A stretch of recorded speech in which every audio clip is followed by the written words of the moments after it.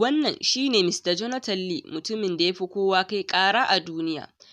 Jonathan har mahaifiyarsa ya shigar da ƙara a kotu, inda ya faɗa ma kotu cewa mahaifiyar tasa ba ta ba shi kulawa yadda ya kamata.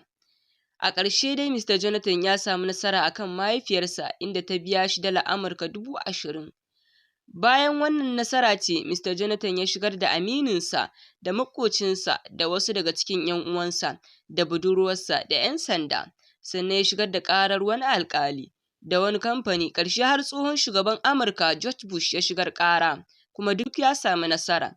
A taƙaice dai ya shigar da ƙara sau 2,600. Daga baya aka sanya sunan Mr. Jonathan Lee a matsayin wanda ya fi kowa shigar da ƙara a littafin tarihin nan na World Guinness Record. Ganin sunansa a cikin wannan tarihi, Mr. Jonathan ya shigar da ƙarar Guinness Record gaban kotu bisa rubuta rayuwarsa a cikin littafin ba tare da amincewarsa ba, kuma ya samu nasara da kuɗi har dala Amurka miliyan 8. Bayan samun wannan nasara ne wani gidan TV ya nemi Mr. Jonathan domin tattaunawa ta musamman. Suka tambaye shi me yasa yake rayuwa shi kaɗai, ba shi da masoyi ko ɗaya. Nan take Mr. Jonathan ya fara dariya, ya miƙe tsaye ya fice. Ya yi wa kotu tsinke, inda ya shigar da ƙarar gidan TV bisa cin mutuncinsa akan yi masa tambayoyin da suka shafi rayuwarsa domin tozarta shi, inda kotu ta ci tarar gidan TV dala Amurka 50,000.